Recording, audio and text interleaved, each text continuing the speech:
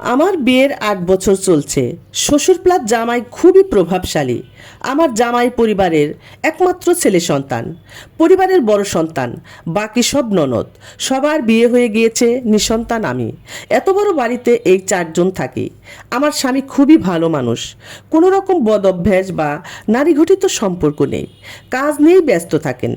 ছুটিতে ঘুরতে যায় বা বাসায় বসে খাওয়া দাওয়া গল্প করে কাটাই। সব কিছুর ভিতরে খুব কষ্ট লাগে, একা লাগে। সমস্যা আমার, তাই মা হতে পারি না। এক ওয়াজে শুনেছি যে সব পুরুষরা বাবা হতে অক্ষম, তাদের নাকি বিয়ে করা জায়েজ নেই। অন্যজনের লাইফ নষ্ট করার অধিকার নেই। আমি তো মা হতে পারবো না, তাহলে আমার তো রাইট নেই কারো জীবন নষ্ট করার। হয়তো বলবেন সন্তান সব কিছু না, আমিও জানি সব কিছু না। সব কিছু না হলেও অনেক কিছু।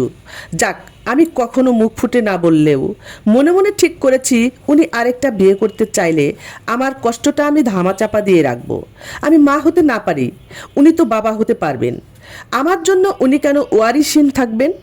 এই 9 বছরে এমন কথা উঠেনি বা উনি কখনো আমার কাছে সন্তানের জন্য হাহাকার প্রকাশ করেননি। আজ থেকে প্রায় 6 মাস আগে পারিবারিক এক দাওয়াতে উনি ওনার কাজিনকে কথার প্রসঙ্গে জানান যে ওনার খুব ইচ্ছে ওনার নিজের সন্তান থাকবে, বাবা হবেন ইত্যাদি।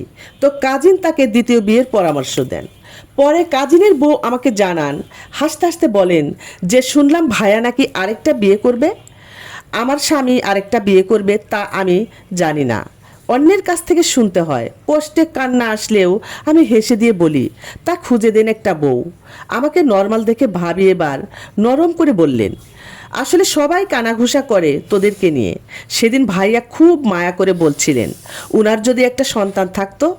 সেদিন রাতে আমার খুব কষ্ট হচ্ছিল, সারা রাত ঘুম হয়নি। উনি আমাকে সব সময় সাপোর্ট দিয়ে বলেছেন বাচ্চা না হলে না হবে, এতে মন খারাপ করবে না।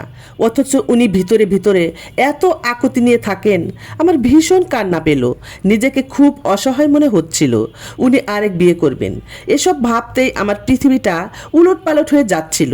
যেন স্পষ্ট দেখতে পাচ্ছি আমার এই 9 বছরের সংসারটা আমাকে পর করে দিচ্ছে। আস্তে আস্তে করে আমার সব কিছু অন্যের হয়ে যাচ্ছে, আমি নাই হয়ে যাচ্ছি। আমার অনেক কষ্ট হচ্ছিল, কিন্তু প্রকাশ করিনি একটুও। খুব স্বাভাবিক ছিলাম।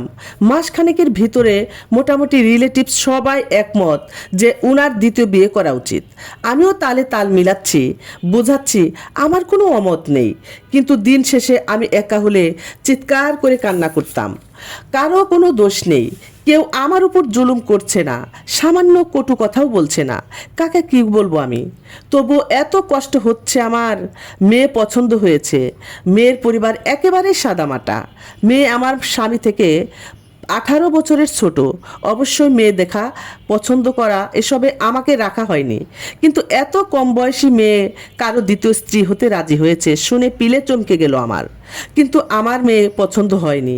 মেয়ের লেখাপড়া নেই, সাংসারিক কোনো গুণ নেই, পরিবারও শিক্ষিত নয়। ওদের এসবে কিছু যায় আসে না, একটা সন্তান হলেই চলবে। তবে আমি কিছু বলিনি, কারণ আবার ভাববে আমি বিয়ে ভেঙে দিতে চাচ্ছি। বিয়ের দিন তারিখ ঠিক হলো, পরে তুলে আনা হবে, বিয়ের শপিংও করা হলো।